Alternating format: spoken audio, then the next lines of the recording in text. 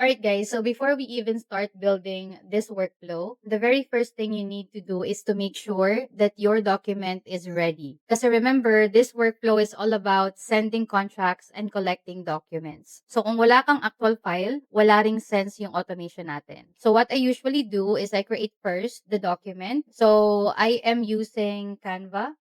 So open natin yung Canva. So here guys, ito yung sample. You can make it clean, branded, and easy to understand for the client. Of course, dito sila magsasign. Dapat may name nila and date. So here guys, click natin yung share. And very important, PDF format dapat para hindi na siya may edit easily and it looks more professional when you send it to the client. So click on download and then the file type should be PDF. PDF standard, PDF print, whatever works. But I always use PDF standard kasi hindi naman siya ipiprint. So PDF standard, then download. So once it's downloaded, guys, balik tayo kay Apollo. So on next step, guys, is setting this up in Go High Level. You need to send it and client will sign the documents. So what we're going to do is to go to the Payments tab, then click Documents and Contracts. Now, we're gonna create or click new, and then we're gonna choose upload existing PDF. So you guys can create PDF here. You can add new documents. Basically, i-create mo yung documents here sa loob ni Go High Level. Pero I prefer uploading existing PDF kasi nga mas mako-customize natin to sa Canva. We can add colors. Mas flexible yung customization niya. So upload existing PDF. I-upload file. So ito. Then upload.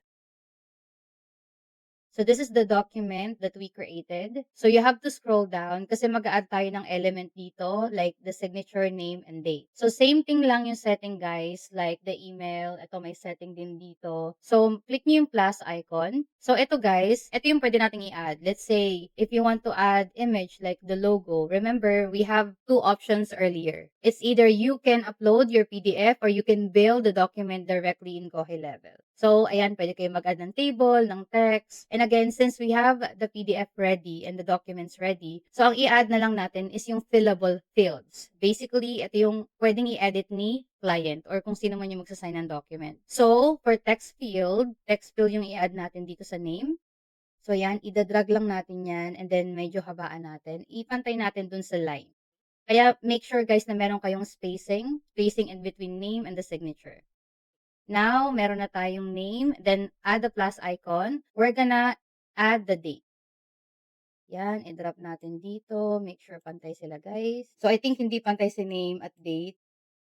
Yan, pwede na yan. And then, add tayo ng signature. So, for sending this document, guys, pagka nag-send kasi tayo ng document or DocuSign, di ba, kailangan meron silang DocuSign, mga ganun-ganon. So, ito guys, hindi na. No need na for them to use a third-party application. Okay, they can sign it directly here. And I'll show you that in a bit. And then, guys, don't forget to name it properly. Let's say, bahala na kayo guys sa name. Real estate document, save. Now, let's preview, guys. So, ito na yung preview. Okay, so guys, pwede nyo na rin isend yung document dito directly. Let's say, for example, isasend mo lang to sa one client. Then you can just send here. But if you notice, guys, missing primary recipient. So, dapat punta kayo dito sa recipient and dapat si client na pagsasendan nyo is naka-add sa contacts nyo. So, let's say ang client nyo is si May. Make sure meron siyang email. Kasi guys, pag walang email yan, mag-e-error yan. For example, ito, Cherry Test, walang email. Ayan, missing email ID. So, for example, ito yung pagsasendan nyo. Isang client lang to guys pwede nyo lang isend. Automatic. Pero since gagawa tayo ng workflow for this one, isi-save lang natin to as the template. Now, let's go back. So guys, kailangan natin i-convert to template. Click nyo yung 3 dots, then convert to template. This one, save. So, yung ginawa natin kanina, guys, that is if you only send the documents to one person. And this one, if marami kayong pagsisendan, then you have to convert that in a template. So, once it's saved, let's publish. Okay, generate links. So, now, you can copy, you can generate the link. So, once you paste it here, guys, pwede nilang makita yan agad-agad. So, let's say, Cherry, Ortega, then email, submit. So, yan guys. Basically, ito yung makikita nila. So, signature, ayan, pwede tayo mag-draw, pwede tayo mag-type. So, pwede tayo mag-draw dyan. Pwede natin i-sign basically, guys. Accept and sign. And then, enter tayo ng name. Pwede nating lagyan ng Cherry, Ortega. And then, yung date. So, date today.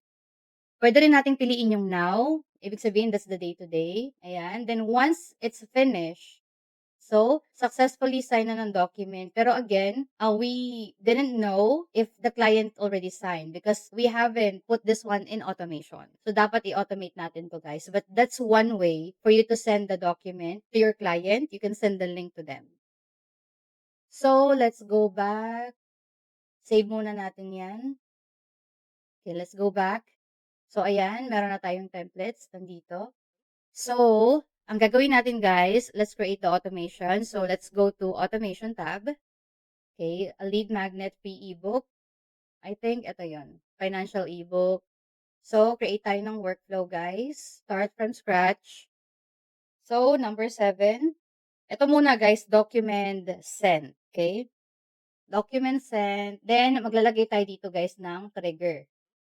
Okay, let's make sure muna na we have the pipeline for document send. So, let's go to opportunities. So what we currently have under contract and negotiation. So we're gonna add here a pipeline. Create pipeline dito. Edit natin yan. Mag-a-add tayo dito ng another stage. Let's say, document send. Okay, kasi isasend natin to kay client. And then, we're gonna add additional or another stage, which is document sign. Then, save. Okay, maybe lagay natin siya dito or dito. So, I'm not saying, guys, na lahat ng real estate industry, merong document sign or document send or require na mag-sign ng documents yung client nila, but you can use it on multiple industry. So, let's say, for example, yun nga, inad natin sila dito, then click on save. Then, let's refresh this one. So, ang magiging trigger natin dito, guys, is pipeline stage change. So, add filter, select in pipeline. So, asang pipeline ba? New client acquisition. And then, anong stage? Pipeline stage. So, ilalagay natin yan sa document send. Then, save a trigger. So, basically, sa stage na to, pag minove nila, here, pupunta tayo ng opportunities. Pag minove nila yung lead from here, for example, from here, going to document send, matitrigger yung automation, magpa-fire yon. Ibig sabihin, masasend natin sa kanila yung contract. Or isasend the system yung contract na ginawa natin kanina. So, mag-add tayo, guys, ng send documents and contracts. So, from user, sino ba yung assigned user? Let's say, Cherry Ortega. And then, templates. Ito yung templates, guys, na ginawa natin, yung documents kanina. Send directly. Pwede din. Send na natin directly. And then, kung email or SMS or email lang, pwede ding email lang. For now, email lang ang gagamitin natin, guys. Then, save action. Now, hindi na tayo mag-generate ng email, guys, because automatic marireceive nila to email. Now, we can add here, the next one is let's add SMS. Send SMS. So, ang isasend natin, guys, na SMS, kaya hindi ko ginawang SMS and email dito sa send documents and contracts kasi nga gusto ko silang senda ng ibang SMS. So, ito yung message natin. Hi, Cherry. We've just sent your documents for review and signature. Please check your email and let me know if you have any questions. So, yan yung message natin sa SMS, then save action. And before, guys, bago to, make sure na remove natin sila from other workflow para hindi na nila ma-continuously receive yung mga follow-ups. So, all workflow except from the current, save action. Now, here, of course, it's not the end of this workflow. We need to set up a follow-up. Always send a follow-up. Let's say, for example, hindi pa nila sinasign yung document. We need to continuously remind them that they need to sign the document. So, we need to send follow-up. So, we're gonna add a wait step here. Wait step, let's say, after 24 hours. Kasi immediately naman nilang na-receive eh. So, maglalagay tayo dito ng 24 hours wait time. Save action. And then, this time, guys, we're gonna email them. Send email. Select existing email template. Then, ito piliin natin. 3 dots. Same concept, guys. Then, save as new template. Ito naman for document send email 1. So, ganyan ko siya ginagawa, guys. But again, it's really up to you how you wanna do it. So, eto, mag-generate tayo ng email. So, pwedeng ganito yung email, guys. So, guys, keep in mind na wag niyong isa-send sa kanila yung link ng document. Remember, pwede tayo mag-generate ng link. Mas better, guys, if mag-a-add na lang tayo ng another action, like send documents ulit. Kasi if ilalagay natin dito sa email na to yung link, anyone can have the link. Like, the system wouldn't know if that specific lead filled that out, okay? So, mas maganda, guys, wag niyong ilalagay yung link dito sa email mismo. So, ayan, palitan lang natin yan. So, ito, sending them follow-up, then save. Then, mag-a-add lang tayo ng email subject, confirm. Now, dito guys, hindi tayo magsasend ng SMS. Let's say, after 3 days. Mag-a-add tayo ng wait time ulit. Siyempre, matatabunan na guys yung email. Di ba nag-send tayo ng document sa kanila? So, matatabunan na yon for sure. So, instead na maghanap pa sila, ang gawin natin after 3 days, i-send ulit natin yung contract. Send documents and contracts. So, from user, Cherry, templates, and then send directly, email, save, action.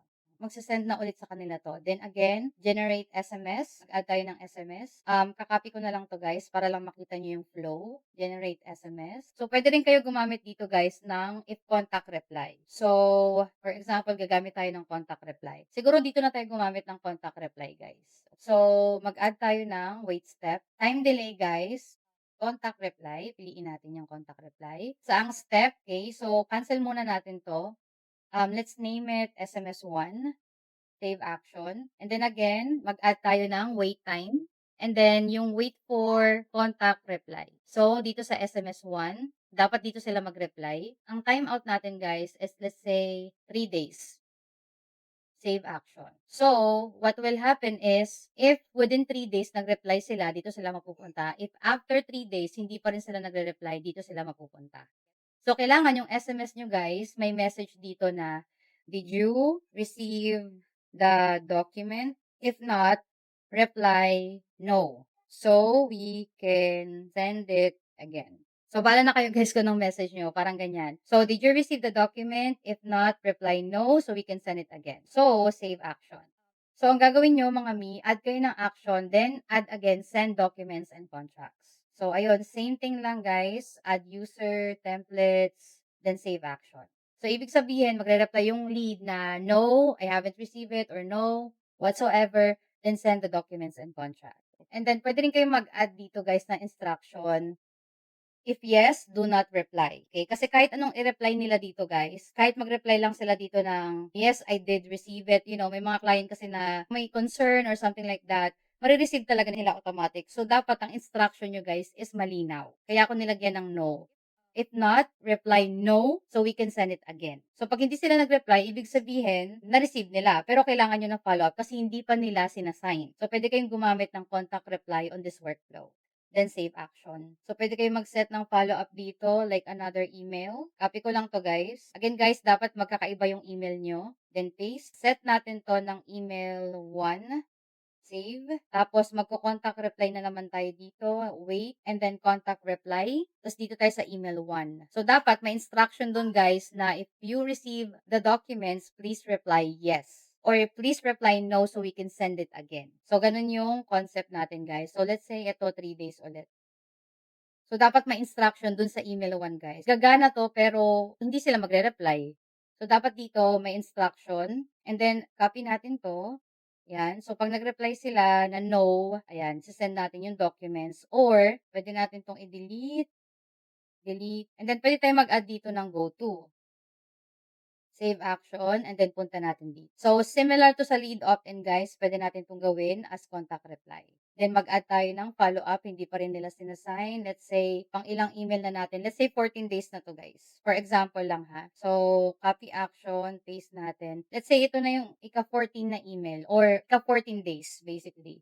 So, email 2, ito na yung pang 14 days. Pero hindi pa rin nila sinasign yung contract. So, ang gagawin natin, pwede nating internal notification kasi important itong stage na to eh. Nasend na natin yung contract. So, pwede tayong mag-internal notification, send internal notification, SMS, kung sino man yung assigned user. So, pwede nating sabihin kay kung sino man yung client natin or yung assigned user, first name. So ito guys, hey, user first name. So let's say for example, ako yung client. Yung name ng client ko is Gabriel. So hey Gabriel, pwede natin itong ilagay. It's been 14 days and yung contact Cherry Ortega hasn't signed the document. Please call them to follow up. Okay? So inuutusan mo si client na to follow up with the lead. Pwede kayong mag-iwan dito ng phone number. Tapos pwede nyo ilagay yung phone number ng lead. So baka kayo dyan, contact, phone number, and then email, custom value, then email. Or pwede nyo rin lagay dito, kasi yung name nandito na siya guys. Pwede rin yung ilagay yung name, full name. So, ayan, notifying your client na to call the lead as soon as possible. Pwede yan pag na-reach na nila yung 14 days, or pwede rin kayong mag-add ng internal notification on the 7 days. Okay? So, it's really up to you guys.